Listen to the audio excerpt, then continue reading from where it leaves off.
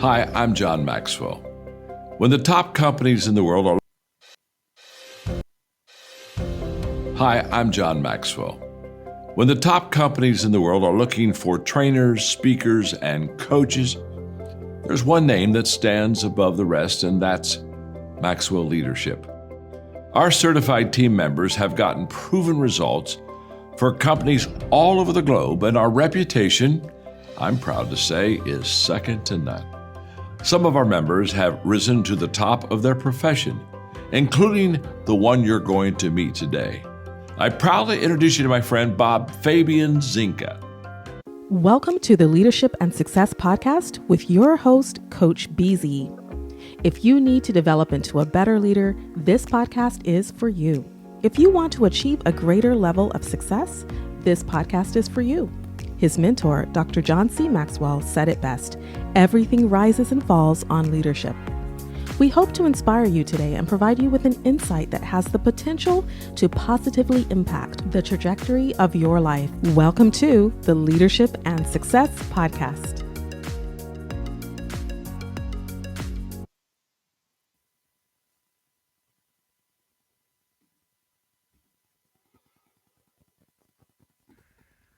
Hey, I'm Martin Houston with Empowerment Strategies and Solutions. We speak, we coach, and we train. Today, I just got a really quick lesson I want to share with you.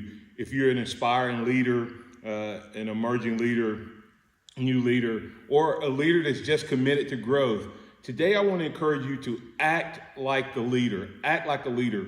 And the A is for acquiring knowledge. You know, John Wooden used to say that it's what you learn after you think you know it all that makes the difference. So if you want to be a leader that's continually growing, maturing, and maximizing your team's potential, then act like a leader. And that starts by a continual journey to acquire different, new, more knowledge and information that helps you be better at what you do.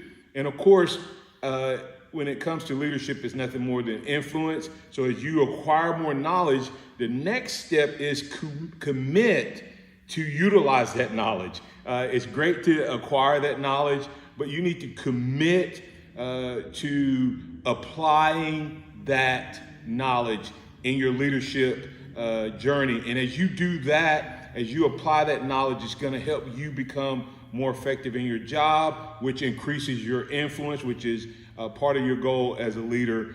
But the last letter is T, and that is to teach that to others. So not only do you improve and increase your influence, you multiply it when you teach it to others, and you also increase their knowledge. So if you want to be a leader that's making a difference, that's impacting your organization, whether you're brand new, whether you're emerging, been there, trying to get your feet on solid ground, solid foundation, or you're an established leader that just wants to take your game to the next level, then acting like a leader will make all the difference in the world. And once again, that is acquiring knowledge.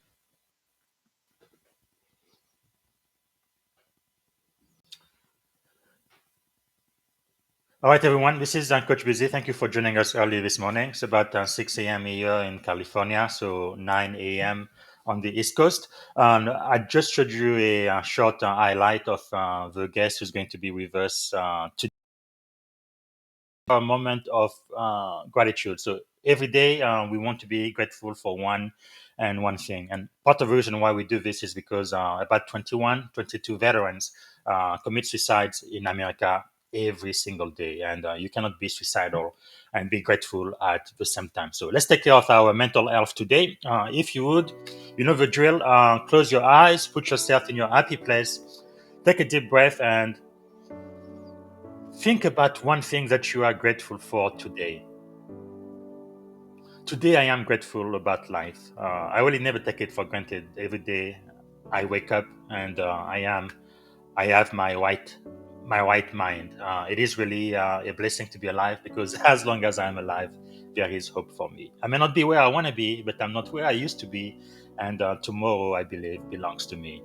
Okay, So let us know what you are grateful for and type it in the comment. Let us know where you are joining us from, what city, what state, and also if you're outside of the US, what country. And if you have a question for my guest, please type it in the comment and we're going to be answering it live. So let me introduce our guest today really quick. You guys are really, really going to enjoy this. You absolutely do not want to miss it. So I'm going to be introducing.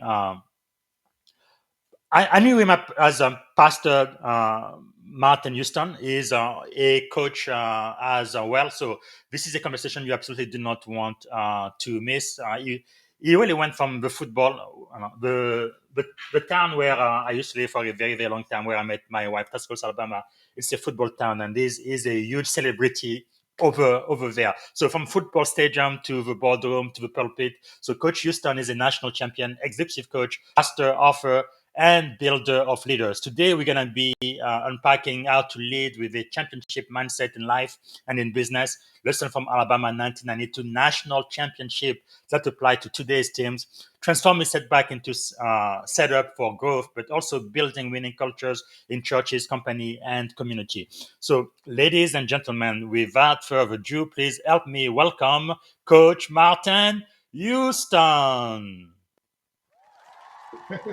All right, Coach Houston, thank you so much for being here. We've been talking about this podcast for at least a couple of months now, so I'm so glad that you are here. I guess to get started, what are you grateful for today, sir? Wow, that's such a powerful question. So many things to be grateful for, Coach BZ. But I would tell you, you can kind of find it in a kind of a grouping. Family, faith, Yes. and of course in Tuscaloosa you got to love football. But Yes. but most importantly, I kind of piggyback off what you said. The fact that I have breath in my body means that everything is still available to me, Yes. and the opportunity to impact this world, and to maximize it and live the most by it. But Yes. faith, family, football are kind Yeah. of really critical to everything that I do. That's wonderful. Yeah, the free F in Tuscaloosa, Alabama. It was really a shock to me the first time I went to a football game when I was a student there. I'm like, what in the world is going on over here? People just went crazy and wild. I'm like, wow, I've never seen anything like that in my life. It's like, wow, that is something. So, what is something about you, Coach Houston, that most people may not know? Well, the business that I'm in, I can remember a time, Coach BZ, when I first came to Alabama. You've been in the South, and there's several different dialects, even within the Southern dialect, and and Yeah. I was made fun of for the way I talk, and I grew up with a slight speech impediment in certain words I couldn't enunciate and things like that, and so most people don't, because of that, I was kind of reserved and shy, but it never came across that way. And it still doesn't to this day, because I'm kind of a big guy. I smile a lot and I'm boisterous. So everybody comes up and talks to me, but I'm naturally a shy person. So it's an interesting dichotomy because of what I do. People are like, there's Yes. no way you're shy, but put me in a new room and I kind of have to work my way through it, and then I can, as they say, own the room once Wow. I'm connected there. Because I remember when I first saw you, I mean, you are one of those fiery preachers. I mean, it's very difficult to think that you are shy, but I guess this is just the way life works. I guess what happened is when you do all of your speaking, you will probably use a lot more energy than other people do in order to meet the moment and kind of preach your message. But yeah, it's really powerful to see you in your element. Uh, there is nothing like it. So Yeah, if Coach, we I would tell you real quick to add to that. That I know that faith is important to you as well. yes, The Bible says that we can be made strong in our weakness. He can be made strong through our weaknesses. And that's a weakness that I had to literally go to him and say, I want to make a living with my mouth Mhm. by speaking, and you're going to have to help me. And that's what you see manifested Wow. when you see me on stage is him being strong through me. Wow, that And is so, powerful. yeah. Actually, not many people know this about me, but when I was a kid, I used to stutter a lot. And today, if you pay attention, I still stutter, not as bad as I used to when I see. I just did that. If you paid attention, I can speak a lot more fluently now. But when I was a kid, I couldn't speak a word at all. So I used to be very very shy. So maybe it's something when it's in your destiny. It's not you are going to be maybe not even making a living, but taking a lot of people through your speaking. Maybe that's what happens to you when you're a kid. But it's something you can definitely overcome. I remember the very first time I spoke to a crowd. It was about maybe 500-600 people, and I was so scared. I mean, I think I almost peed in my pants. But what I started doing is Yes, sir. I didn't look at their faces. I looked above their head, and I was just speaking to one person, the person I thought this message was for, and I was fine. And then when I did it again and again and again, then I kind of got used to it. But anyway, it's kind of cool. So going back to your story from center Alabama to national champion. So take us back to your early days. How did your upbringing uh, shape your work ethic and faith, and what did it mean to earn a scholarship to the University of Alabama? Oh, Yeah. Well, first of all, I tell people often that my work ethic came from my mom. I mean, I mm, watched my mom get up every single day and take care of her responsibility. And my parents divorced when I was in second grade. My mom remarried not long after that, but it was her work ethic that gave me the work ethic, and it also kind of became a motivation to drive me to help take care of her. The other part of that is just being in a small country town. There wasn't a lot to do, and so you learn to work hard. I can remember the days of getting up in the summers, and the summer work was working in a field. You mm, know, picking cucumbers wow. and baling hay and all of that. So the type of work that was available to a young man in my community was that type of hard labor. Fortunately, God blessed me with a body that was conducive to football. At one point, I thought that Bob, I thought it was going to be. I mean, Coach BZ, I thought it was going to be basketball. Hmm. I ended up 5'10", but I was five. Just to give you an example, in the seventh grade, I was 5'9", right Wow. at 200 pounds. I mean, sorry, 5'7". Eighth grade, I was 5'9" and a half, 220 pounds. The first time I played at Alabama, so I thought I was going to be really tall. First time I played Wow. at Alabama, I was 5'10", 215. So Wow. That's crazy. yeah. So football, but for me, I was a reader early on. Hmm. And everywhere I went, I used to carry books with me. Now I have my Kindle, but I used to carry books Yes. with me, and I read, and it exposed me to so much. So I knew I wanted to get out of that small community, and so the scholarship to Alabama, I knew that the way that I could afford college Hmm. would be through athletics. Now I could have gotten some smaller scholarships academically as well, but I knew that to get the full ride, football would Yes. do that. And I had several options to choose from, and chose the University of Alabama. And that's how that's what that meant to me, was it opened up another whole pathway of life because of getting that degree. That is really That awesome. is really awesome. If you can If you can, take us through you going to Alabama, especially the national championship, and what you think were the secret of the success of the team, you becoming a national champion.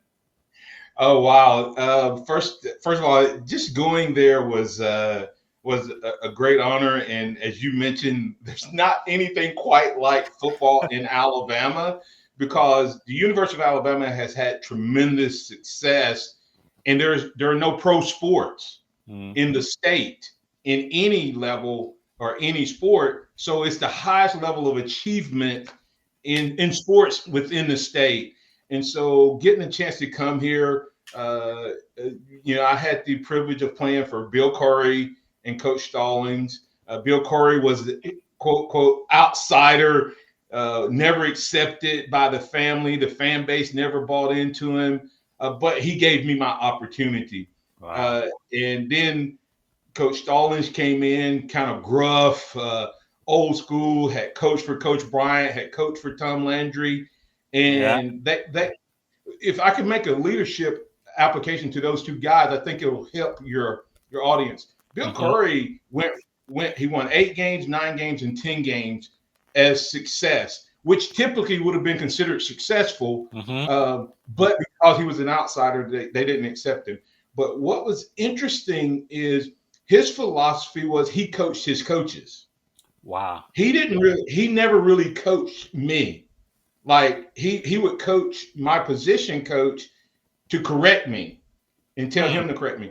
Coach Stallings came in, and man, he was hands on, in the trenches. And I remember the first time he said something to me, I was like, "Whoa, what's going on?" So he was a Yes. in the trenches type of CEO. And those two, Mhm. I've learned to use both of those types when I've led. Some people need you to be hands on. Some need you to give them space. And the University of Wow. Alabama was absolutely amazing. It gave me my degree. My wife and I got married my redshirt freshman year. So we were married for 3.5 years while I was playing ball. Wow. We had our son 2 years after we were married.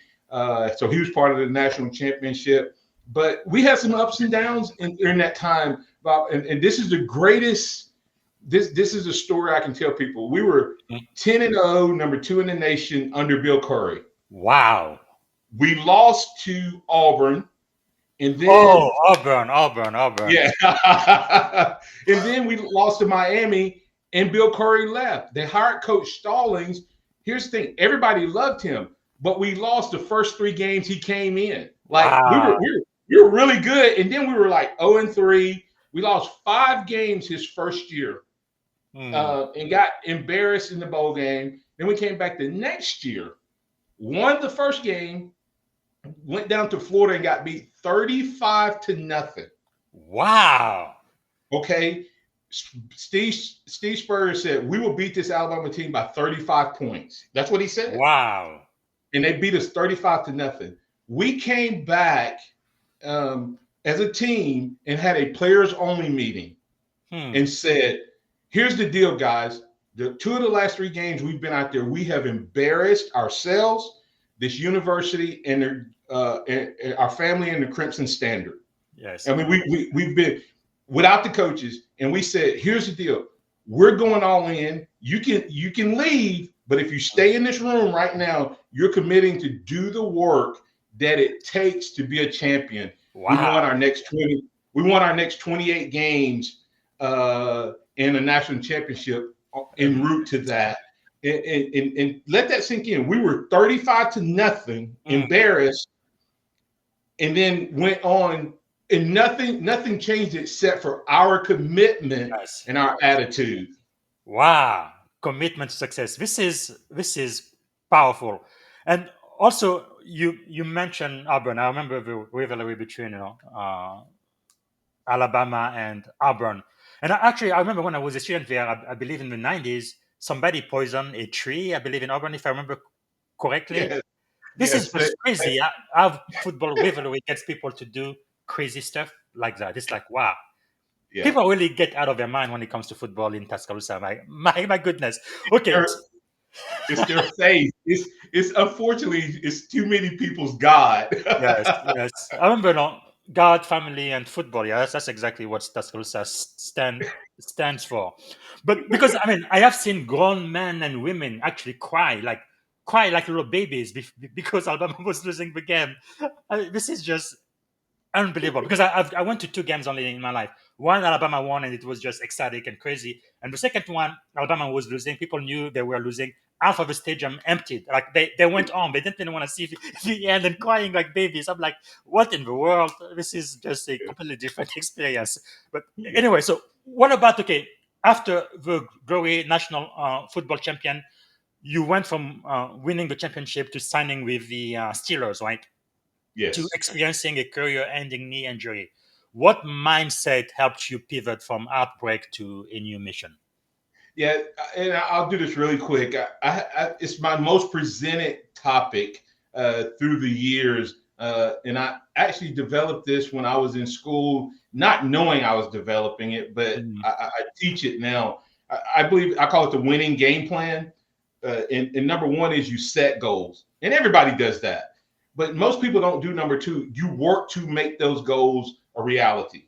Mm. And then number three is that you actually have self-confidence, not cockiness, not boldness, not arrogance, but a confidence that I can do this. I can reach that goal that I have if I put the work in, and I'm confident that I can do that. And then number four is never quit.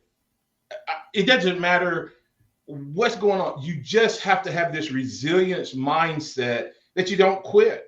A setback is an opportunity for a comeback. So, and then the fifth thing is have your own standard. Like I had teammates who were first rounders and they all went on to play. But when I got hurt, I knew that what my goals were.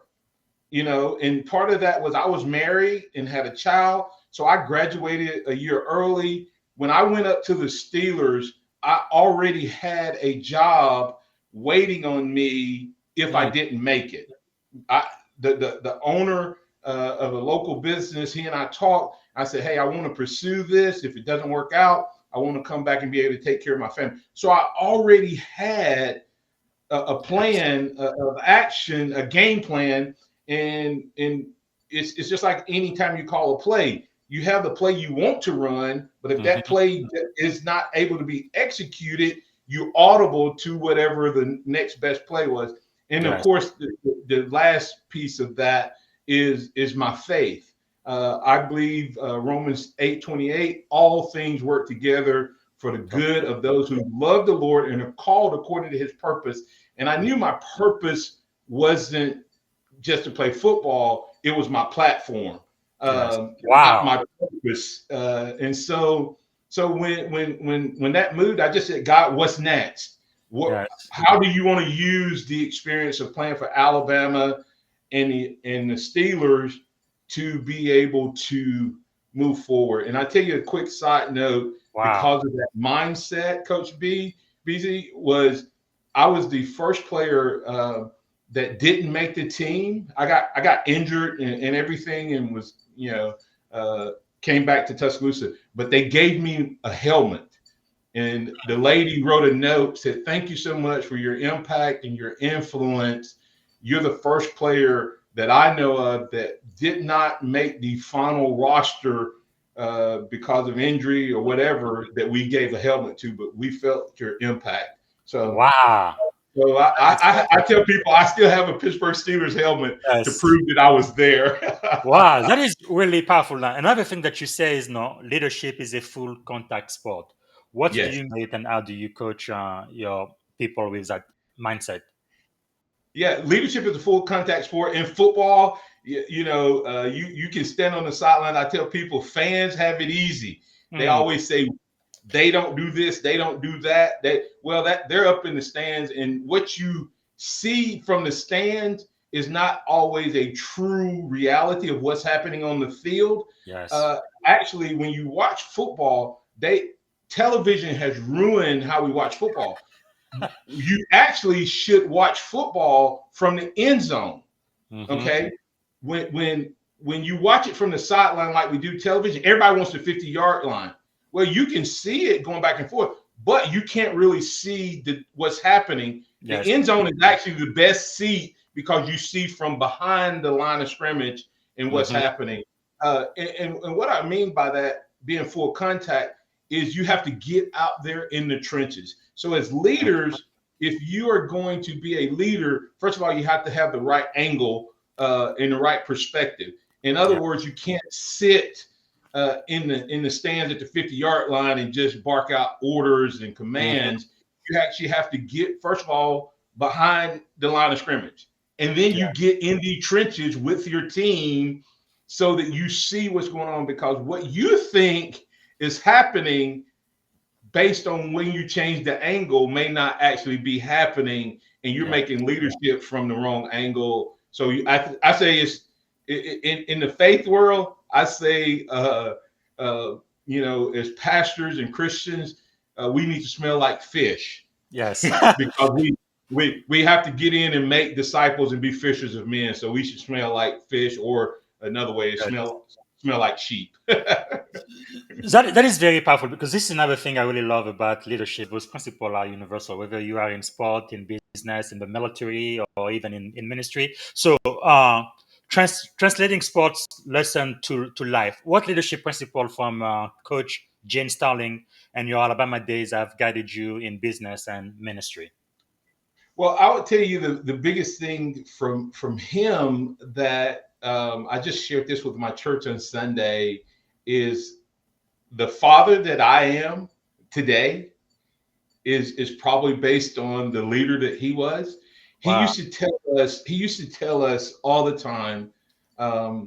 He said, this was always one of the last messages we would hear before a weekend that we were off or a break or anything. He said, uh, men, you need to understand that you represent God, your family, this university, and yourself. Say that again, please. You represent God, your family, this university, and yourself. Don't do anything to embarrass any of them. Mm, And so I would say his desire for us to be accountable to all of those whom we have influence over. So leadership is influence, right? yes. Leadership is influence. And so to me, the biggest lesson I took from him was that I am to be accountable Mm, to each of those areas that I influence: family, my job, my responsibility, and myself. And I always think, when I think about that, you think about the Apostle Paul, Coach BZ, saying, King David, when he fell into sin with Bathsheba, it mhm. said what? That he stayed home in the spring Yes. times when kings go off to war. If he Yes. had been accountable to his men, he would have been on the front line and Yeah. not on the roof looking at Bathsheba. Wow. That is really, really, really powerful. Now, talking about building culture, I didn't realize that you actually play a pivotal role at Alabama One Credit Union. Actually, I got my first car because of a loan that they gave me. I don't think I deserve that loan, but I was so good to pay them back in full at every single month. But you actually helped transform Alabama One Credit Union from struggling to becoming a thriving organization. So, what practical steps can leaders take to build championship-like cultures? Well, I think that anytime, first and foremost, what leaders tend to do when they come in to an organization, Alabama One Credit Union had been what they call conserved, taken over by the government. They had a lot of negativity, negative press, etc., that was happening out there at that time.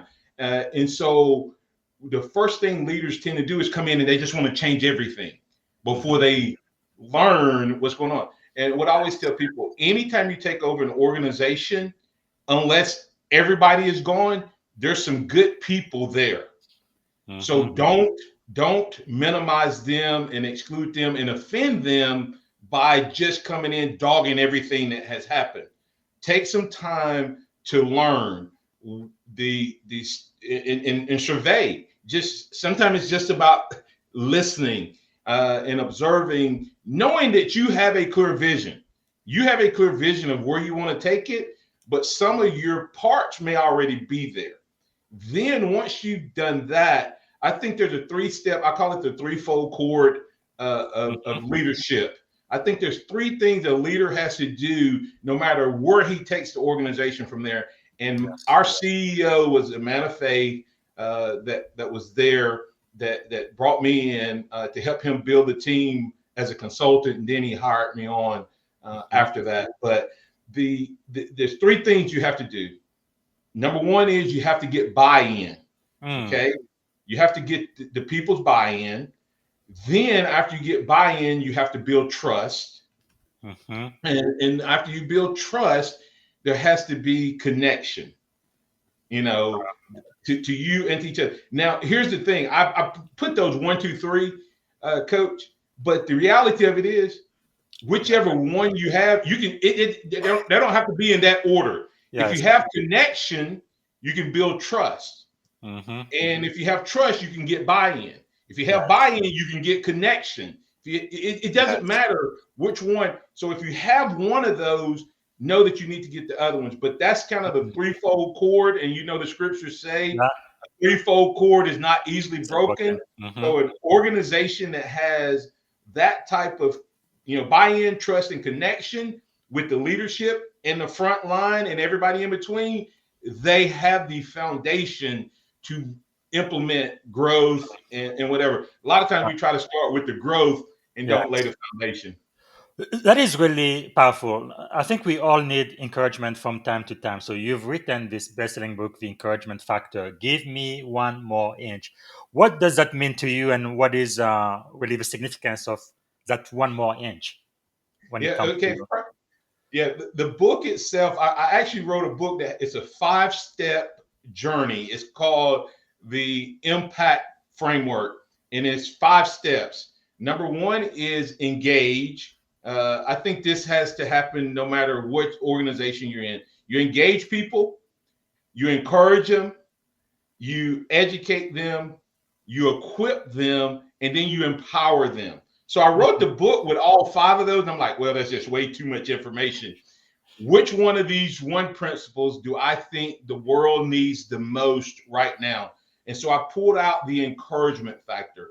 I think it's an underutilized leadership tool, because here's the reality of it. If someone's engaged, then you may not need as much encouragement in getting them engaged, but you need to encourage them to take their next step. If someone is struggling to be engaged, encouragement can engage them. And so when you think about encouragement, most people think praise. It's not praise.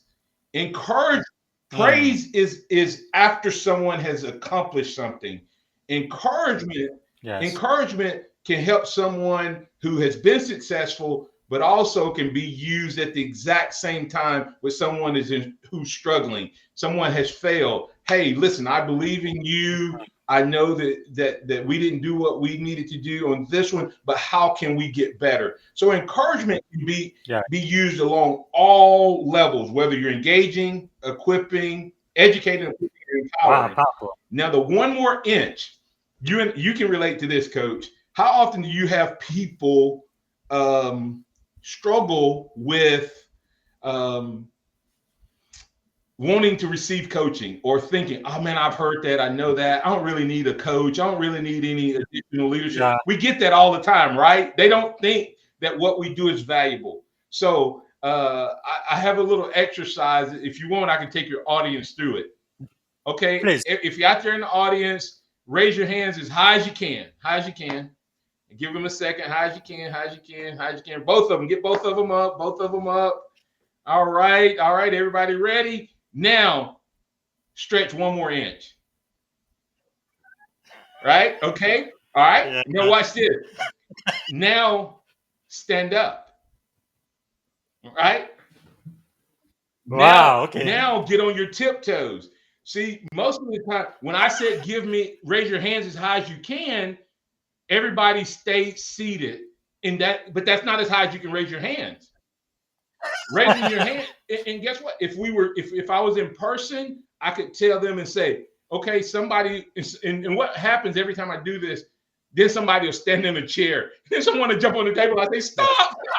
The reality of it is, as the coach, if I know that they have the potential to reach the next Mhm. level, I would already have a ladder in the room that allows them to climb the ladder and stand and put their hands up. In other words, Yes. think about, you always hear the story about the mom who had supernatural strength, right? Mhm. Well, she didn't go out and lift weights all of a sudden. Something external happened that motivated and pulled something that was in Mhm. her out. So Yeah. the external can help you release what's inside of you. And that's what the one more Wow. inch does. And it's the encouragement factor. Leaders who understand that factor and can get that out of their team, Mhm. guess what they do, coach? Their teams, if it's even, the coach who understands that one more inch, they Yeah. beat the team. That's also how you see Yes. upsets that happen in sports.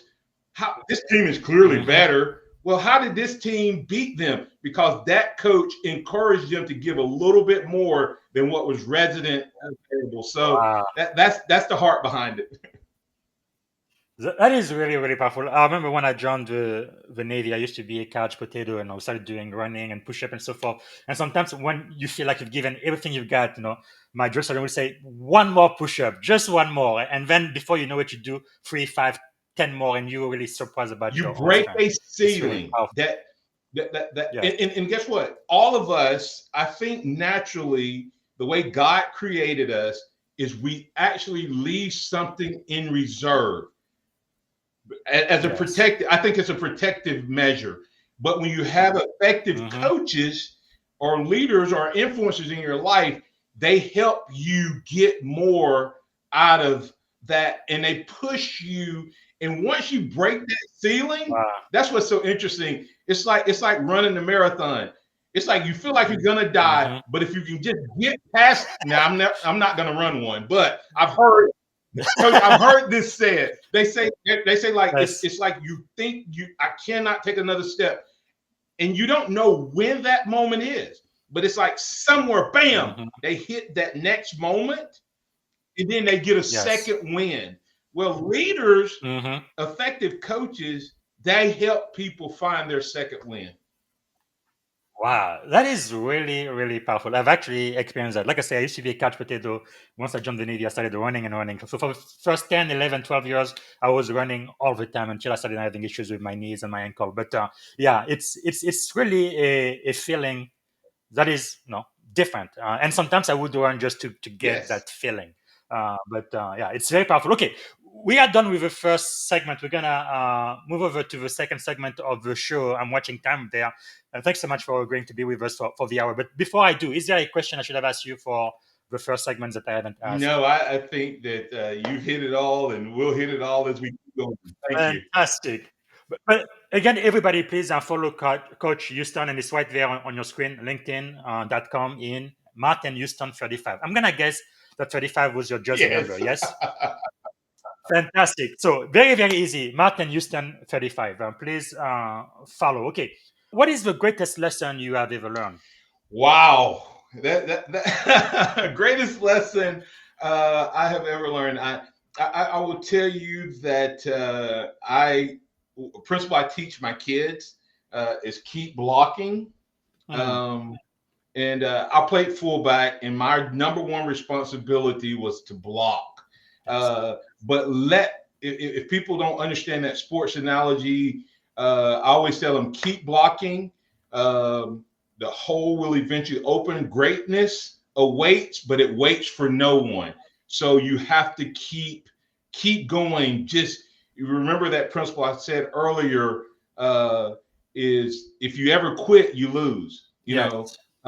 Winners never quit and quitters never win. I add to that, losers have a quitting spirit and winners have a resilient spirit. So that's kind of Mhm. the greatest lesson that I learned from that. And I'll tell you where that came from.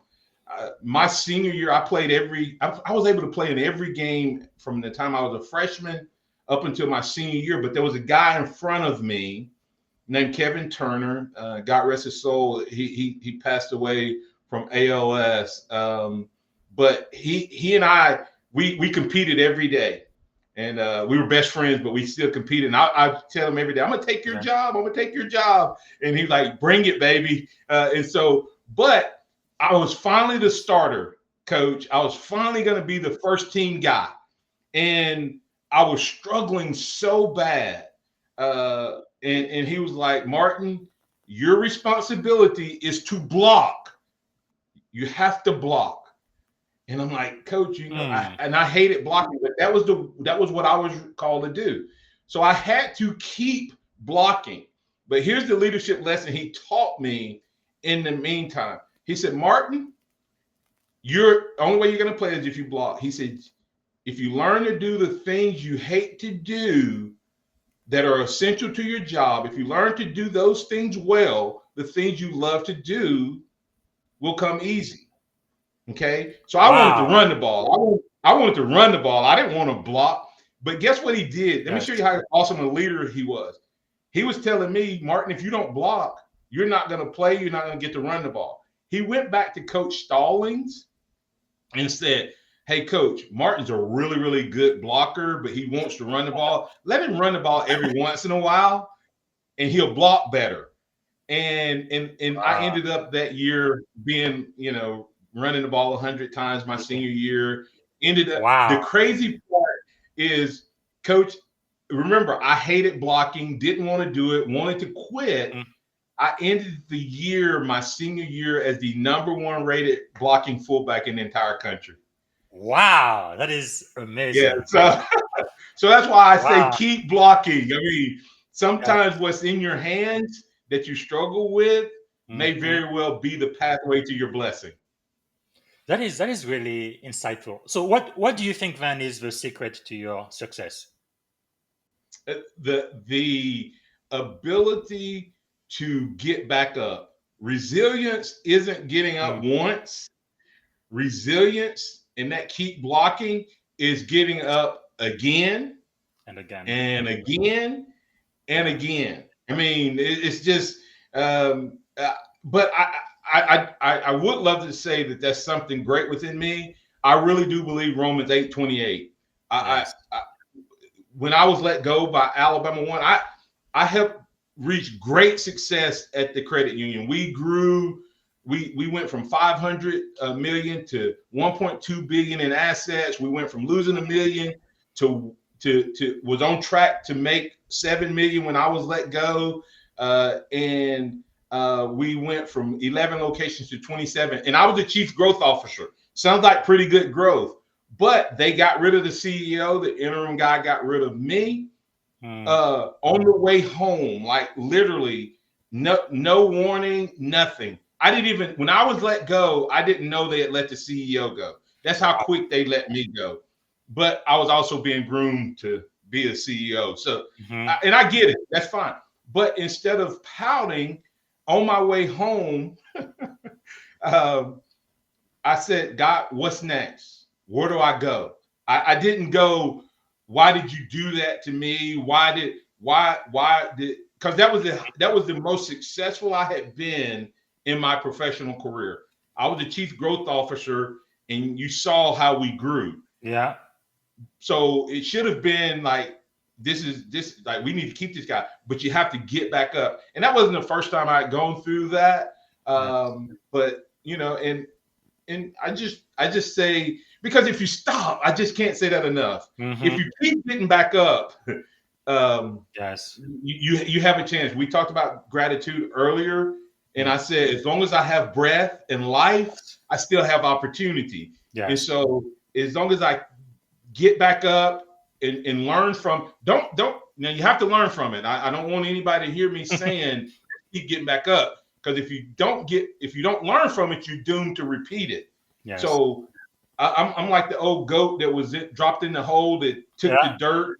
Every time they threw dirt on him, and he patted it eventually till he got out. So I'm like the old goat that I just took those lessons, and I said, okay, God, what do I do from here? How do I grow from here and learn from that? And that's how I got to this place. Wow. You and I wouldn't be having this conversation. Yes.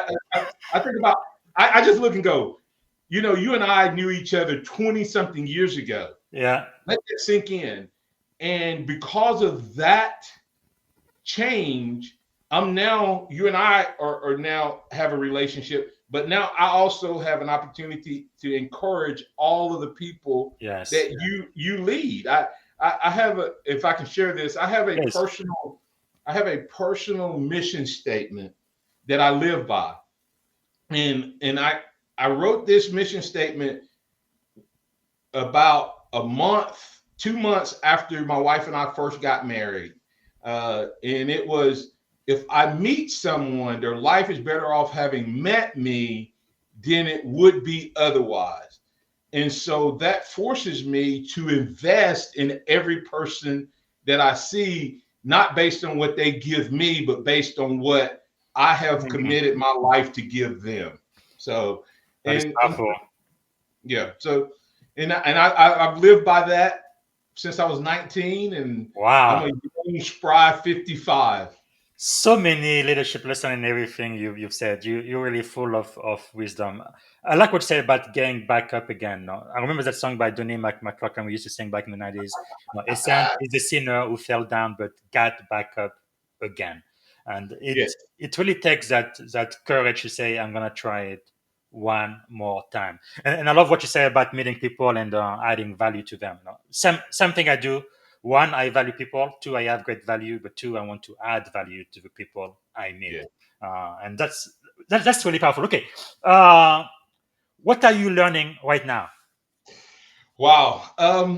A couple of things. One is I'm working on a curriculum, a framework called Friction Zone Leadership. Okay, Hmm. so friction zone leadership, and what we've been taught is to deal with conflict resolution. Well, conflict resolution is reactive, meaning that it's already happened. What if we could move the ball up and identify beforehand? So for Hmm. instance, uh, there's three, I call them the big three: people, process, and technology. I guarantee you that 80% or more of the issues and the challenges that you're facing come from people, process, or technology. It doesn't matter. You can look at it a hundred different ways. Somehow that's going to be involved. And they're just like, think about it from this standpoint, Coach BZ, is if you took 5 countries and removed the borders, but kept all of their differences. Okay. Hmm. Take China, Russia, US, Britain, Canada, and and every time someone traveled from one country to the next, but they still have their own company values, their own country language, their own country experiences, what's going to happen? You're going to have friction. I don't. They won't understand each other. They won't value each other. There'll be all type. Well, when you take the workforce, you have traditionalists, baby boomers, uh, Gen Xers, millennials, and Gen Zers. Hmm. They're they all speak different languages, have different value. So there's already gonna be what? Conflict. Yes. If you there's friction and tension, but guess what? You can set up friction zone rules and guidelines and get ahead of the curve and be proactive, knowing that the I always tell it, you need to understand, if you have a baby boomer that's talking to a Gen Zer and Hmm. they're talking about remote work and how to use technology Yes. and what's the process for calling in. It's gonna be, so you have to learn to manage that friction, and there's ways to get ahead of that through something I call friction zone mapping. And you just map out which areas are good, which Hmm. department or which demographics or which processes or which technology areas. Like if you're rolling out technology but not communicating, you're Hmm. creating friction. So that's the biggest thing that Wow, it's I'm writing it out and writing a book behind it. Not that's but powerful. it's I think it's a game changer. coach, Yes. because it's proactive. It's proactive. Yeah. You have to have translators. Your leaders have to be translators to communicate between the different, you know, Mhm. people groups, Yeah. or when you think about when you as an executive, you ever said anything to a young person, a child, or something, and you're plain as day on what you're saying, and Mhm. they're looking at you like What are you talking they, about? Yeah. they don't have a clue. So you either have to translate it, or you have someone that can translate what you said for them to understand. Yes. That's what leaders need to do in the workplace. You also need to have bridge builders, people Mhm. who build. What is the purpose of a bridge? To connect one side to the other so that there can be dialogue back and Oh, forth. yes. And so Wow, that is powerful. it's a lot. But that's the biggest thing So I'm learning right now. once you publish that book, we definitely want you back here on the podcast. But people processing technology is something we've used in tech as well, and in cybersecurity in particular. So I guess it's kind of universal as well. Because when I go into a new company and I'm supposed to design the security um, program, I think about all of the governance, the processes, the standard, the policies, and all of that, and then I kind of come up with a technology that's going to enforce those. But most importantly, is the people. You have to train them, because you can have the best technology in the world, but if your people are not trained, it's going to be easy for any adversary to get through your people through social engineering or something and get into your data. So it's very Yeah, much applicable. yeah. And when you think about what you just said, you can wait and see what conflict is going to happen, because it's going to be some conflict. If you go Yeah. into a company and you roll out a new cybersecurity, you have people involved, you have Hmm. processes involved, and you have technology involved. Yeah. Those three are going to collide. Some group is not going to understand or not buy in. Yeah. Somebody is there's going to be a process that may need to be tweaked, or the technology they won't use the technology. But you know that. So before you implement it, you go, okay, you go ahead and try to think through what are Mm-hmm. going to be our resistance from the people. What's Yes. going to be the processes? You test them out and Hmm. go and beforehand. Yes. You Yes. try to, instead of just rolling it out and waiting on the conflict, you go ahead and figure out and identify the friction zones, which is Oh, where those things are going to collide.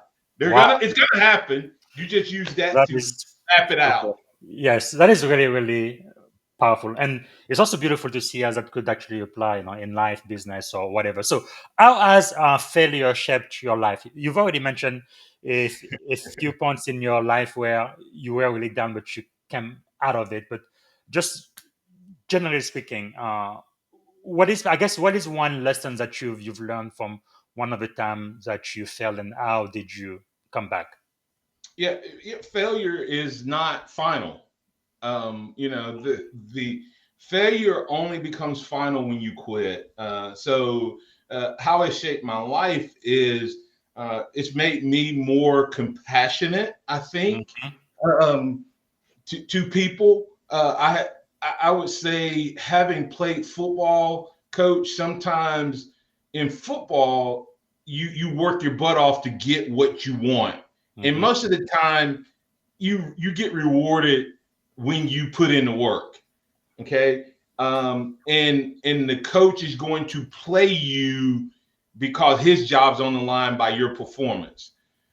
In the business world, I would say that, and I would say that when I first came into college, that if something wasn't going right, or say I saw something happen to someone, or someone would come in on an interview and I was interviewing them, I used to always think, well, they got let go Mhm. because they weren't doing right. They weren't adding up. So my mindset would be that maybe they're not as good as someone who hasn't been fired.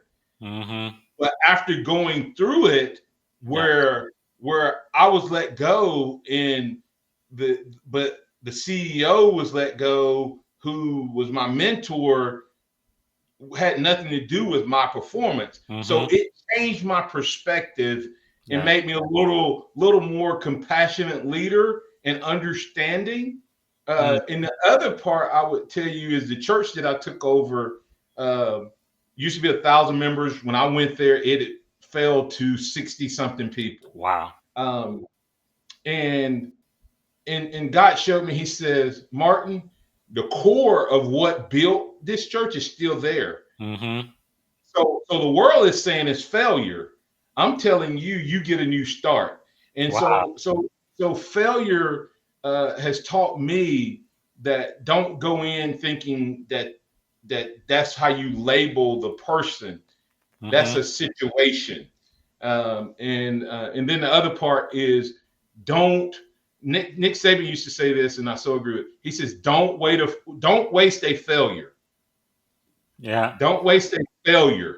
Okay, that was one of his big principles. And what that meant, coach, was if we lose a game, what can we learn from that loss? What weakness Mm. or thing that they took advantage of Yes. that we need to turn into something positive? And in the football world, they'll tell you all the time, you learn more from a loss than you do From a win. a win, because it forces you to go back and self-evaluate and Yeah. assess. Uh, and that would be what I would say that Wow. has helped me the most is don't waste a failure and learn and grow from it and build on it. Don't go back Yes. below that. Build on it instead of starting over. Wow. Reminding me to go back to the foundational, right? And really learn from it, and then from there you can thrive. That is really powerful. So who are some of the people that you know that we should know, some thought leaders or mentors, people that you follow? Craig Groeschel is one of the people. Craig Groeschel, pastor of Life Church. He's also, most people don't know this, his church founded the YouVersion Bible app Mm-hmm. that's I think is reaching billions of people. But what one of his great leadership principles, all his stuff comes from the Bible, much like Maxwell, and he's been able to balance that really well. Here's the other part I would say about that, though, is they give that Bible app away. Okay.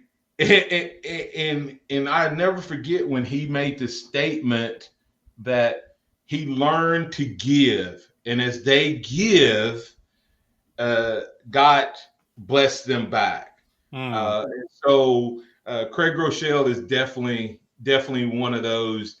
He's always sowing seeds through his Yes. giving, and therefore he's always reaping a harvest. And that's why they're the largest, multi-campus church in the country, Yeah. and reaching millions and millions of people through the Bible app each and every day. That is He's one guy, so without a doubt.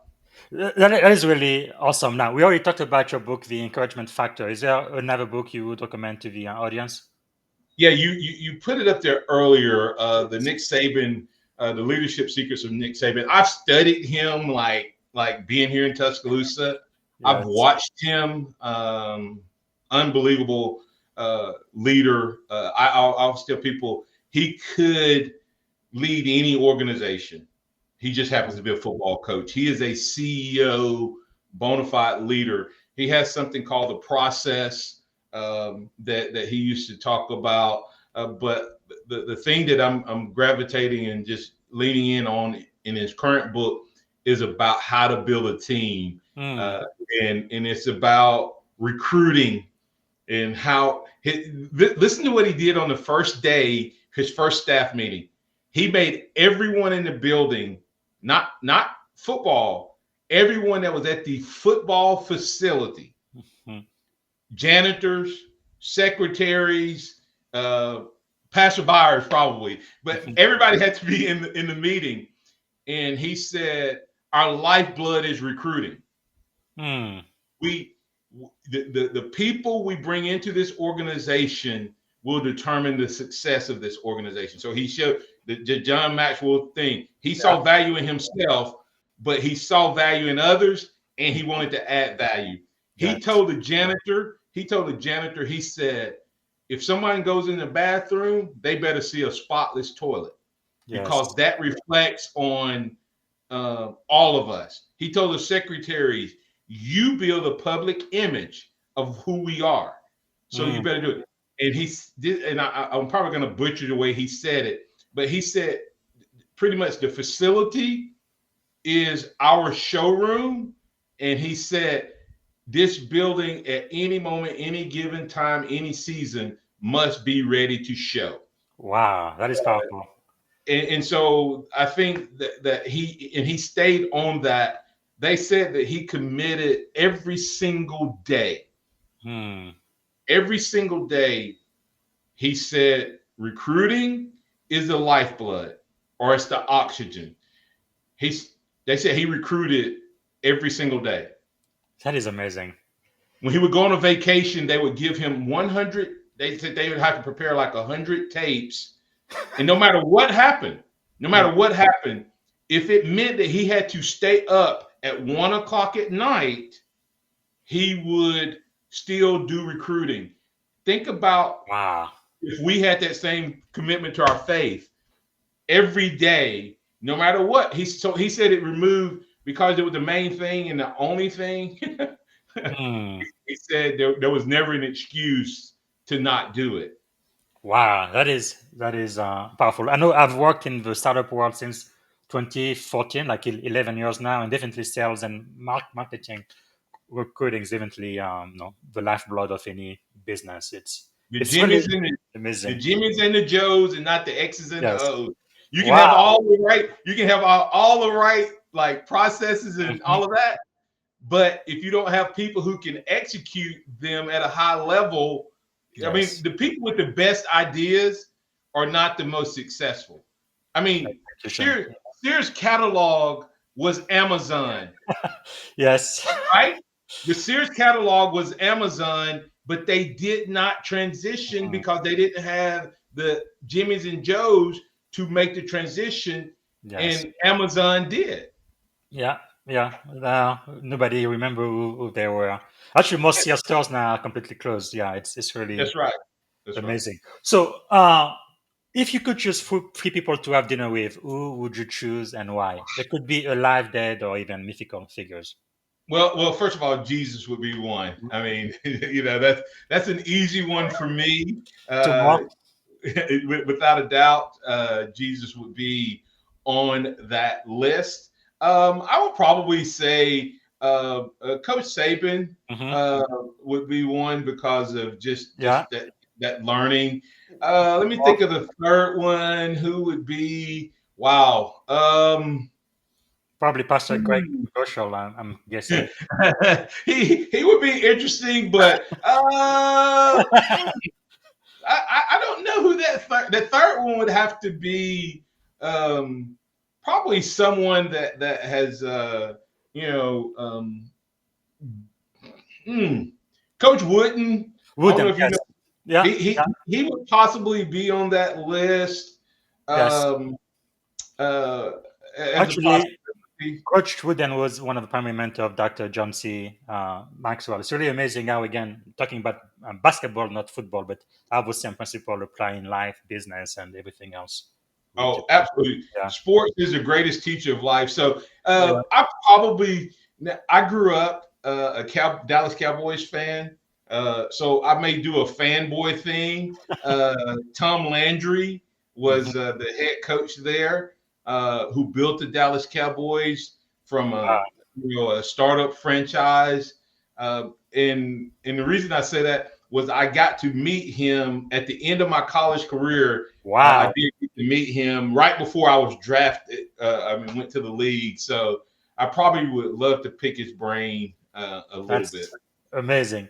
Okay, we are running out of time, but I could talk to you for hours and hours. But let me ask you this: when you wake up in the morning, what is one problem you would like to solve?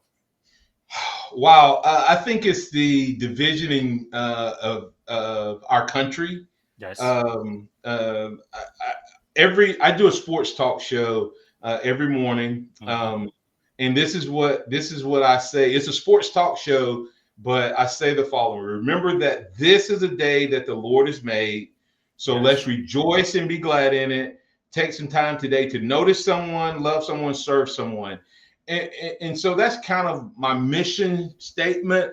And so I hate how divided we are. And most of that division is lack of knowledge, lack of information, lack of interaction, not really differences. Yes. It's perceived differences, perceived things versus reality. So I figure out how to make people have conversations. Yes.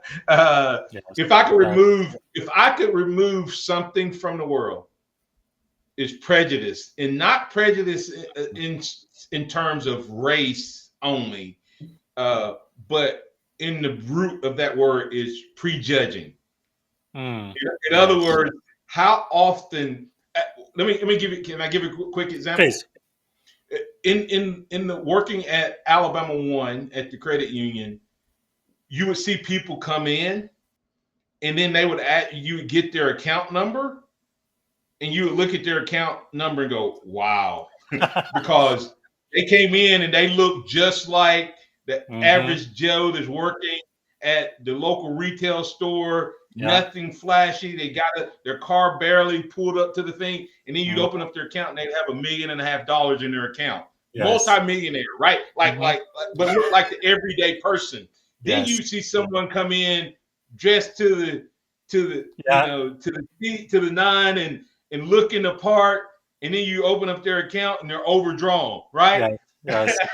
And I wonder how much of life do we miss because we prejudge people based on their outside package, and we don't. So that's why I say take some time to love someone, serve someone, notice someone. And if you do those things, then you get the opportunity to get all of the life lessons. I tell people all the time, some of the greatest things you'll learn is watching those who you think have nothing to offer you. So I would get rid of I would solve the problem of prejudging and make us notice everybody, man.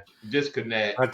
That is powerful. We definitely need it now more than ever before, right? We're supposed to be the United States of America. You're right. We are more divided than I've ever seen us. Kind of take me back to, we just celebrated 9/11, the 24th anniversary. I remember 9/11 was a pretty tragic day. People from my generation, we will always remember that. But the day after, I didn't see. That's when I saw so much unity, people coming together, helping their neighbors, and that's part of the reason why I joined the Navy. Actually, I tried to join them. They wouldn't allow me because I wasn't a U.S. citizen yet, so I had to wait. But that feeling, what I saw, definitely had a huge impact on me. So I know what America can be. We are not there anymore, but you are right. That's something we definitely need to make better. Okay, so what is if you had one and only one day to live, what would you have like your final contribution to be? I would say that my final contribution would be a legacy that lives on long after I'm done. In other words, that my life mattered beyond my years. I would like to think that starting with my family, my church family, my extended family, my community family, that I have influenced them in such a way that somewhere down the road, 10, 15 years after I'm gone, that what I lived for, stood for, and believed is still having impact. So, and to me, that's what it's about. I look at the life of Jesus and how, it's still impacting. Am I saying that I need to have that type of impact? No, but this is what I tell my church, and I tell people, I may not have the gift or a platform to change the entire world, but I can change my world, impact my world, and whatever size my world is, I want to maximize my impact in my world. That is So, powerful. Powerful. and I think that comes down to, you say, what would that change? I think it would be the fact that impacting my world, the way I would define impacting my world is that I love Jesus, love God, and love people, Yeah. and then that love multiplies. Wow, that is very, very powerful. What legacy that is going to be. All right, so we're coming at the end. Sorry, we went a little bit over, but you have so much wisdom in you. How can we add value back to you? Thanks so much for being so generous with your time today. Well, thank you so much. First and foremost, thank you for this opportunity. And this is already one way that you've done that. Thank you for being willing to share me with your audience and let me share. I don't take that lightly, no different than I would someone coming to speak to my church. I guard that. And so I honor you and thank you for allowing me the opportunity to speak to that adds values to me. That's number one. Number two is pray for me. Literally pray that this business, even though I have a secular leadership business, I'll have some ministry components of it, but I still want to do Proverbs 16:3 is commit all of my work to the Lord, so my plans will be successful. So I would ask that they pray that whatever I'm doing, wherever I'm speaking, wherever I'm going, and then, I mean, if I shared something that you see as valuable, and you're in a position to hire me, book me, share me, tell somebody, share the message, and that's how we do it. I would say that add value by telling people, hey, I heard this guy talk, good old country boy from Center, Alabama, that has some things that would help your company or your organization. So I would say the other way is to just share that information. Follow me on LinkedIn, and I post all the time, a lot of free content. Subscribe to my newsletter, the Empowerment Manifesto. So that would be it. Like, follow, share, and share. Fantastic. And I believe your main website is martinhouston.org, right? Yes, my name, martinhouston.org. Okay. Yep. .org. Fantastic. Making sure I follow you. Okay, so we are at the end, but let me ask you one last question. You go. Probably the most important question is, if you could go back and give it to your 17-year-old self, standing at the edge of this incredible career you've had in ministry, football, and everything else you've done, what would you say to 17-year-old Martin Houston? Be courageous, strong and courageous. Take that step out. Take that step. Just don't be afraid. Let me share that. In 1993, this is going to blow your mind. Have you ever heard of Shipt? SHIPT. It's a concierge service, grocery shopping, etc., or the DoorDash model and all of that. In 1993, what's up, Danny Lowe? In 1993, God gave me a vision. I came home and I was exhausted. It was early 94, I'm sorry. I was exhausted and I flopped over the couch, Coach BZ, and I said, man, I'm exhausted. And God said, so is everyone else. Why don't you start a business where you do the grocery shopping, pick up their dry cleaning, and help them with like lawn care and all of these types of things. Concierge service. In 93, I had the vision for what DoorDash and all of these things are. And I wrote out an entire business plan and I chickened out. Wow. I got scared. I said, no one's doing it. So could this, and I was only 23 years old, about to be 24. And so that's what I would say is, because what have I learned? If you fail, you build on it. Yes. You don't, it's not failure unless you quit. You either, what is it? I think Maxwell has a book that says sometimes you win and sometimes you learn. Yeah. And so that would be, and I always ask this question, and this is a question I did not answer for myself for a long time. What would you do if you knew you wouldn't fail? Yes. Well, try it. And if you fail, learn from it. So be courageous. That's what I would That tell is my 17 that year is olds. powerful. And I guess you already said hi to Danny Lowe Yeah. from Cherokee County. Thank you so much for being here with us, Danny. If you have a question for Coach Houston, you can still type it, but we are ending the show. Okay, so first, before I ask you the quick questions, is there anything else I should have asked you that I haven't asked it? I know we are out of time, so sorry for that, but you have so much to teach us. Oh, yeah. My time is fine. I'm not. Very You good. don't have to worry about Thank my you. time. I'm Thank you. good. I'm good. I'm good. Yeah, So, you're not. any I kind of left the 2 hour window. So like any question we should have asked you that I haven't asked yet? not really. I mean, I think I've hit faith and family Yeah, and very good. football. All right, so let's bring this plan down. When you were a kid, what did you want to be? I wanted to play professional football with the Dallas No Cowboys. kidding. When I was in the third grade, that was my goal. I had never played football, so it was Wow. to play, and that drove me to. I knew I had to go to college Hmm. to play professional, and this was a God thing. God dropped that in my spirit. Wow. I can remember laying, and I can give you the visual. I was laying on my bed with my back with my feet up against the wall, and I'd never played football, and I felt like God said that you can play professional football, and I started watching the Dallas Cowboys, and so That's really, incredible. really.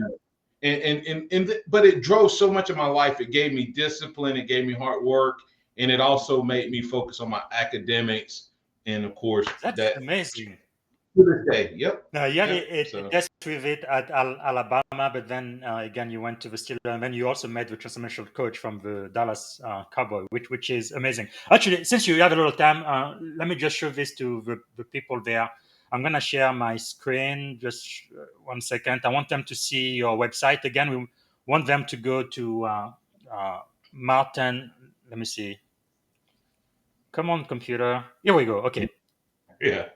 They should Thank you. be able to see your website now, Yeah. martinhouston.org, empowering better people, stronger team, championship culture. So they definitely need to hire you to be a keynote speaker and to coach them. And yeah, so this is what's available, and just click on book now, and you can have Coach Houston coming to your event. That is just wonderful and powerful. Okay, so what are three adjectives describing you as a child? Do it now. Three adjectives describing you as a child. um, I would say I was big, Okay, two more. extremely big. I was 88 pounds in the first grade, so so big. I would say curious Mm-hmm. would be one, and I have to share this nerd. Okay. I was my brother, my older brother who recently passed. Oh, sorry to hear Um, he used to always tell me, "You better thank the good Lord that He gave you the ability to play football because you'd be America's biggest nerd." that. Wow. What So, what about as an adult? Three adjective. I would say encouraging. Mm-hmm. That Definitely. encouraging and empowering, kind of hand in hand. I would say consistent. I had the opportunity to run for mayor Hmm. a couple years back, um, and they do the whole deep dive, and Nice. it was my team. My team like tried to dig up dirt on me, Yeah. and they came back, and this was probably I don't know if I've ever shared this publicly, Coach BZ. They said, Martin, we've been doing this a long, long time. And we went back as far back as we could find people in Mm. your life and interviewed all the way up to today. And your life was consistent. The people who Wow. we talked to who knew you where you grew up, who knew you as a student, who knew you in your job, and who know you now, all had the same traits that they described you by. That's fun. And so that, and then the other one I would say is a lover of God, man. My Yes. faith has been, and that's the reason I think that's the foundation of the consistency. It's not anything special about me. It's that my faith. I want that to be the adjective. He loves God. Wow. He loves God.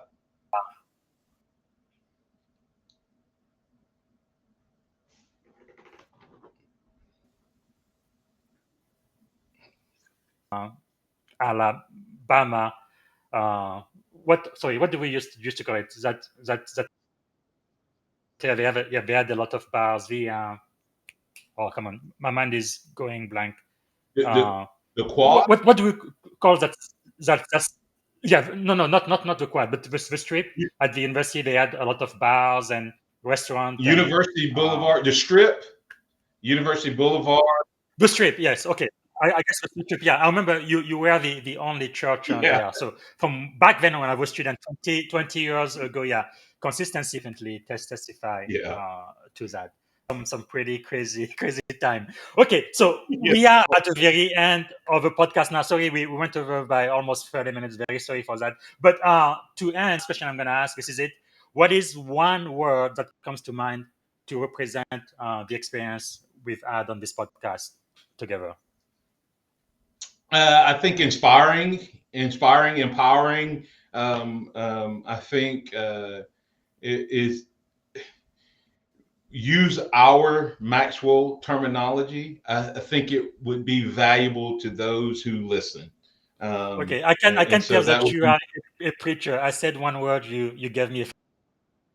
To me, it Yeah. would be just encouraging. It's really great to see an old friend. You know, you were my pastor, and I really love everything you are doing with coaching. And thank you so much for making the time to be on the show. What a great honor it is. Thank you so much. Taking me back to Thank you. T-Town. I'm glad we were able to connect. And anytime, man, this has been a blast. I love it. I pray blessings over you, and tell your lovely wife that Cassandra and I both say hello. Yes. We pray multiplied blessings over you, your business, as well as hers. Thank you. Thank you so much. Coach Martin Houston, everyone. Thank you. All right, everybody. I'm going to be back here tomorrow. I think we are going to have a AI 10-minute recap from the podcast I had with the one and my coach. That's going to be tomorrow. And then on Friday, I'm going to have two podcasts. In the morning, we're going to be talking to the one and only Sharon Lecter. She's the co-founder of the Rich Dad, Poor Dad. Everybody in the world knows that. And then in the afternoon, I'm going to be talking to my brother, my shipmate, Captain Select Desmond Walker. You really do not want to miss it. It's going to be a very, very powerful week. So I guess this is it for now. I don't see any question on YouTube or LinkedIn. Thanks again for being with us. Sorry, the podcast went a little bit longer, but with Coach Houston, I could be talking to him all day and all night. He has so much wisdom. So thanks again for being here. See you tomorrow. Thank you for listening to the Leadership and Success Podcast with your host, Coach BZ. If you like what you heard, please subscribe to our channels and come back for more wisdom nuggets on how you may develop into a better leader and achieve greater levels of success. Leadership is the most critical skill. The world will always need leaders to lead others, deploy the next disruptive technology, or execute a business strategy. You may as well decide on counting yourself among the 21st century leaders. See you right here next time on the Leadership and Success Podcast with Coach BZ.